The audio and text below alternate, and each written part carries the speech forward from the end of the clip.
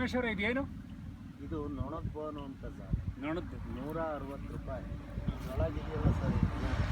ಇದು ಆ ಮೀನಿನಲ್ಲಿ ಕುತ್ಕೊಂಡ್ರೆ ಕಾಲಲ್ಲಿ ತೆರೆಯುತ್ತೆ, ನೋಡಿ ಈ ಥರ ಕಲೆ ಬರುತ್ತೆ. ಈ ಕಲೆ ಬಂದಿರೋ ಹಣ್ಣು ವೇಸ್ಟ್. ಇಲ್ಲಿ ಎಷ್ಟು ಎಕರೆ ಇದೆ? ಇದು 2 ಎಕರೆ ಇದೆ. ಇದು ಯಾವ ಊರು, ಜಿಲ್ಲೆ? ಇದು ಹಾಸನ ಜಿಲ್ಲೆ ಅರಸೀಕೆರೆ ತಾಲೂಕು. ನೀವು ವೃತ್ತಿಯಿಂದ ಶಿಕ್ಷಕರು. ನೋಡಿ, ಶಿಕ್ಷಕರಾಗಿ ನೀವೇನು ಮಾಡ್ತೀಯಪ್ಪ? ಇಬ್ಬರು ಬ್ರದರ್ಸು? ಹೌದು. Good good.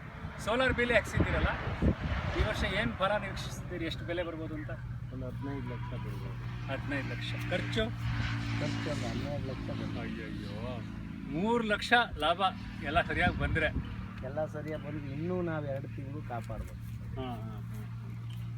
ಈಗ ಯಾರು ಬಂದು ಕೊಂಡ್ಕೋತಾರೆ ಇದನ್ನ? ಮಧ್ಯವರ್ತಿಗಳಿಗೆ ಕೊಡ್ತಿರೋ ಇಲ್ಲ ನೇರವಾಗಿ ಹೋಗ್ಬೋದು? ತಮಿಳ್ನಾಡಲ್ಲಿ ಮಾರ್ಕೆಟ್ ಇದೆ, ಹಾಂ, ಬೆಂಗಳೂರು ಮಾರ್ಕೆಟ್ ಇದೆ, ಹಾಂ ಹಾಂ. ನಾವೇ ಹೋಗ್ಬೋದು. ಈಗ ಸರ್ 40 ರೂಪಾಯಿ ಇತ್ತು ಸರ್ ರೇಟು, ಈಗ 100 ರೂಪಾಯಿ ಕ್ರಾಸ್ ಆಗಿದೆ ಸರ್.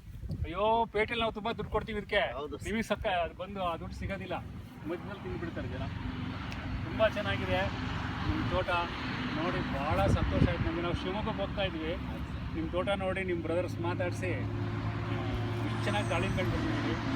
ಕಣ್ಣಿಗೆ ಸಂತೋಷ ಆಯಿತು, ಹಬ್ಬ ಆಯಿತು, ಅದಕ್ಕೆ ಮಾತಾಡ್ತೀವಿ. ನಾವು ನಿಮ್ಮ ಕಥೆಗಳೆಲ್ಲ ತುಂಬ ಇಷ್ಟ ಸರ್. ಓದ್ತಾ ಇರ್ತೀನಿ, ನೀವು ಬರ್ದಿರ ಓದ್ತಾ ಇರ್ತೀವಿ. ಒಳ್ಳೇದಾಗಲಿ.